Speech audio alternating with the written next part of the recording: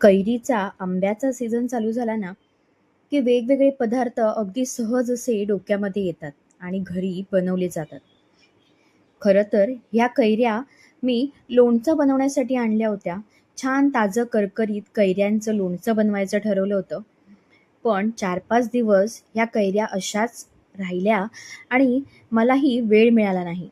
मग शेवटी म्हटलं आता ह्या पिकत आल्यात, ह्याचं मस्त आंबट, गोड, तिखट असं कैरीचं रायतं बनवूया. कैरीच्या रायत्यासाठी ना, कैऱ्या ह्या अगदी करकरीत न वापरता थोड्याशा पिकत आलेल्या मऊ असतील ना, तर ते रायतं चवीला आंबट गोड असं मस्तच लागतं. तर आता ह्या कैऱ्या ज्या आहेत त्या स्वच्छ धुवून मी कुकरमध्ये वाफवून घेतल्या आणि त्यानंतर त्यातला जो गर आहे तो आपण ह्या पद्धतीने काढून घ्यायचा आहे. आता सालाला सुद्धा बराच सारा गर जो असतो तो लागलेला असतो. तर तो सुद्धा अजिबात वाया घालवायचा नाहीये. तो सुद्धा चमच्यानी व्यवस्थित काढून घ्यायचा आहे. तर अशा पद्धतीने ह्या कैऱ्या ज्या आहेत त्या थोड्याशा मऊ झाल्या होत्या आणि हळूहळू पिकत सुद्धा आल्या होत्या. म्हणून आज हा कैरीच्या रायत्याचा घाट घातला. तर आता हे सगळं अशा पद्धतीने आपण हा गर काढून घ्यायचा.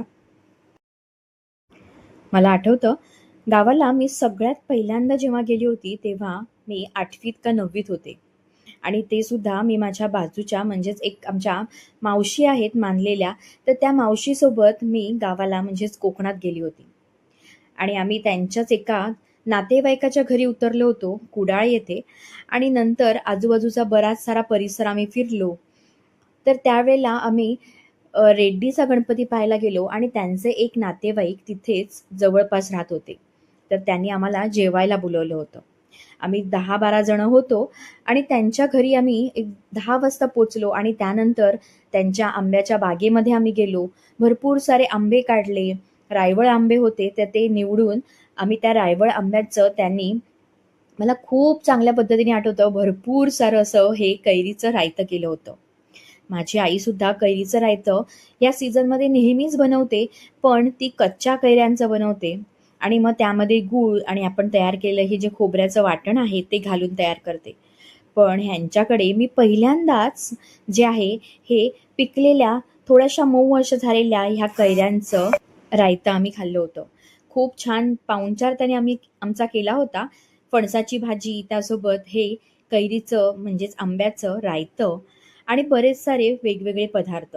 म्हणतात ना कोकणामध्ये पाहुणचार जो आहे, माणूस गरीब आहे की श्रीमंत आहे ह्याच्यावरती ठरत नाही, तर तो मनाने किती मोठा आहे ह्यावरती ठरत असतं. तर अशीच कोकणातली ही माणसं सुद्धा मनाने अतिशय प्रेमळ आणि मोठी आहेत. तर आज हे रायतं बनवताना मला त्या दिवसाची आठवण झाली. तर तुम्ही आजची ही रेसिपी पूर्ण बघितली असेल. ह्याची अजून जर डिटेल तुम्हाला रेसिपी हवी असेल तर त्याची सुद्धा लिंक मी तुम्हाला डिस्क्रिप्शनमध्ये देते. नक्कीच हे रायतं आंबट, गोड, तिखट चवीचं नक्कीच बनवून बघा आणि तुम्हाला आवडलं तर कमेंट्समध्ये सांगायला विसरू नका.